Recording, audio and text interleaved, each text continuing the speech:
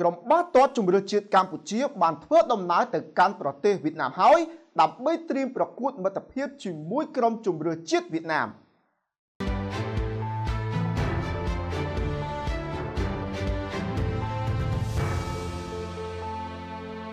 ក្រុមបាល់ទាត់ជម្រើសជាតិកម្ពុជាបានធ្វើដំណើរទៅប្រទេសវៀតណាមហើយកាលពីរសៀលថ្ងៃទី17ខែមីនាឆ្នាំ2025ម្សិលមិញដើម្បីត្រៀមធ្វើការប្រកួតមិត្តភាពអន្តរជាតិជាមួយក្រុមជម្រើសជាតិវៀតណាមនាថ្ងៃទី19ខែមីនាឆ្នាំ2025ស្អែកនេះនៅពហុកីឡដ្ឋានហ្គោដៅខេត្តបណ្ឌុងប្រទេសវៀតណាមនេះបើយោងតាមអូឡ িম্প ិកកម្ពុជាលោកកូជីគ្រូបង្វឹកក្រុមជម្រើសជាតិកម្ពុជាបានថ្លែងប្រាប់អ្នកសារព័ត៌មានមុនដឹកនាំកូនក្រុមចាក់ចេញពីកម្ពុជាថាការប្រមូលផ្ដុំវឹកហាត់លើកនេះមិនសូវបានល្អប៉ុណ្ណាឡើយដោយសារការប្រមូលផ្ដុំមិនបានជុំគ្នាល្អព្រោះកីឡាករមួយចំនួនជាប់លេងឲ្យក្លឹបដែលមានការប្រកួតជាបន្តបន្ទាប់តែយ៉ាងណាលោកសង្ឃឹមថាកូនក្រុមនឹងព្យាយាមឲ្យអស់ពីសមត្ថភាពសម្រាប់ការប្រកួតជាមួយក្រុមខ្លាំងវៀតណាមនាថ្ងៃពុធសប្តាហ៍នេះលោកកូជីបាននិយាយថា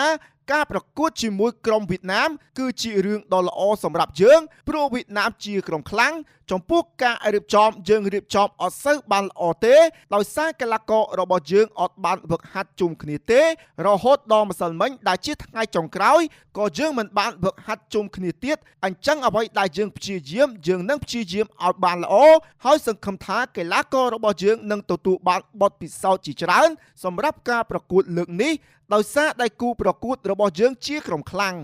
សូមបញ្ជាក់ថាក្រុមជម្រើសជាតិកម្ពុជាបានចាប់ផ្ដើមប្រមូលផ្ដុំវឹកហាត់ថ្ងៃដំបូងដោយមានសមាជិកប្រមាណ10រូបបន្ទាប់មកទើបសមាជិកក្រុមភ្នំពេញ Ground និង Nagaver បានចូលរួមវឹកហាត់បន្តក្រោយក្រុមទាំងពីរជួបគ្នាក្នុងជើងទី1នៃពានសម្ដេចតេជោហ៊ុនសែនលើកទី18ថ្នាក់ជាតិលើកលែងតែកីឡាករព្រះខ័នរាជស្វាយរៀងដែលមិនបានចូលរួមវឹកហាត់ដោយធ្វើដំណើរទៅវៀតណាមជាមួយក្រុមតែម្ដងបន្ទាប់ពីពួកគេត្រឡប់ពីជួយក្រុមក្នុងការប្រកួត AFC Chain Legend 2024-2025 ជាមួយក្រុមម្ចាស់ផ្ទះ San United របស់មីយ៉ាន់ម៉ាក្នុងជើងទី2វគ្គ8ក្រុមចុងក្រោយកាលពីពេលថ្មីនេះ